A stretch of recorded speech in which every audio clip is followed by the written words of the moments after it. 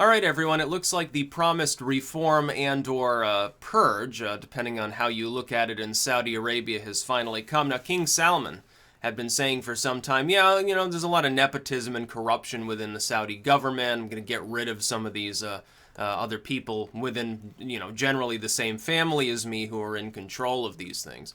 It's a very nepotistic system that has developed there. Usually you have whoever the Saudi king is. All of their near male relatives are heading businesses, bureaucratic positions, military positions, stuff like that. And they sort of, get shuffled around in these various positions. And even those that don't have an official title, they're still they're within the court. They have the more lavish lifestyle because they happen to be part of that family in some way or manner. I don't know how many generations away or how many steps removed you'd have to be from the king or some other upper level individual there in order to still, lead that upper class lifestyle. But it's a considerable number of people. We're talking about many hundreds of figures scattered throughout the Saudi military and government and all of these businesses, and certainly the oil industry. He promised that he would begin cracking down on corruption among the ranks of government and bureaus and things like that within Saudi Arabia. So on his end, if you think that that's true, you probably are like, oh, the reform is here. Saudi Arabia will liberalize slightly. They're now allowing women to drive. So there's an advancement there of the society as opposed. It's becoming less authoritarian as opposed to maybe Western Europe that is slipping back into the Dark Ages. Saudi Arabia, I will note, this is the funniest thing in the world to me.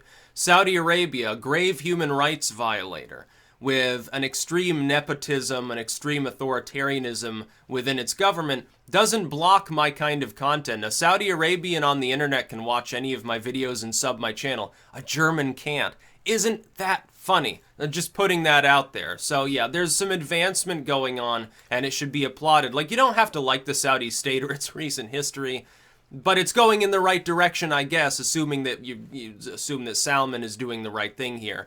The other side, though, the possibility, this has been mentioned by some people on YouTube, certainly I've seen.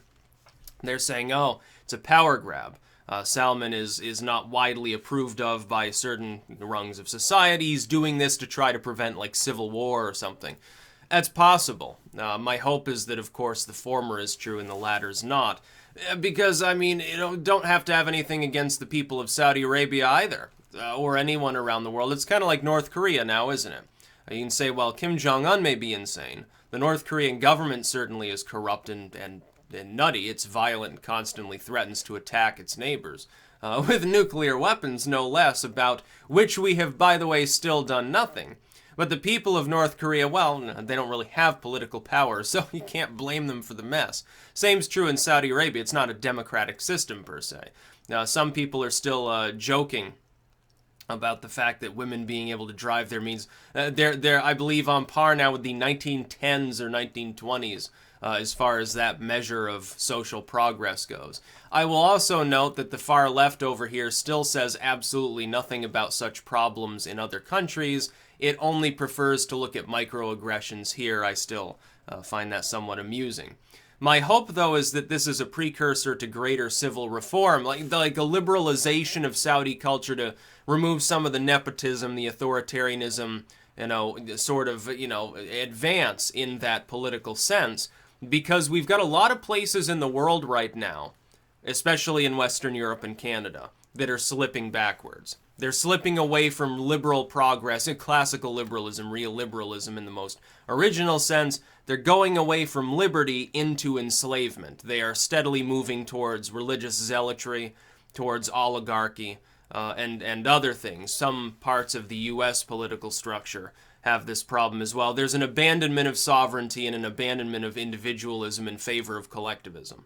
It's the most brutal form of tyranny and totalitarianism. And unfortunately, censorship is coming with it, which is making it harder in some parts of the world for people to even speak out against this loss of 21st century progress.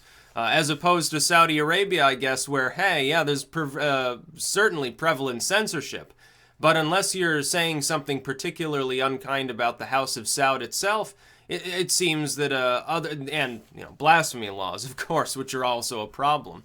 It seems like politically speaking, you can say mostly what you want and absorb what you want from material. That's actually great. That puts Saudi Arabia ahead of Germany at this point in free speech in my mind.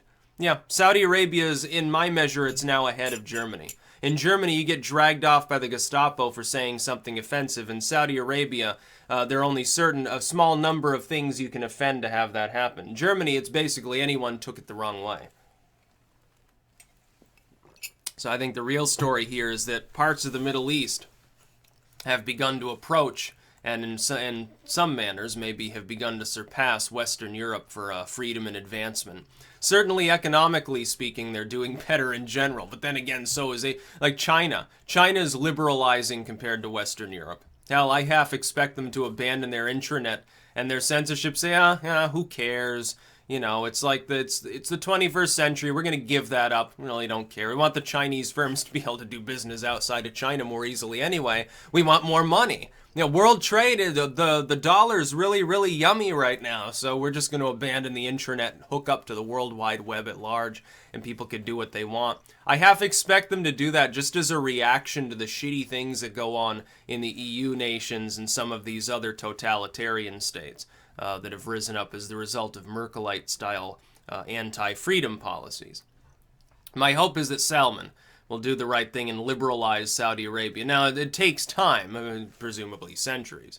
Nobody's expecting him tomorrow to say, okay, we're becoming a representative democracy, demolishing the concept of monarchy, and moving to like an English style, like, well, we'll have royalty on basically the public dole, that, somebody else will make the actual decisions. We'll just be sort of a charismatic figurehead system.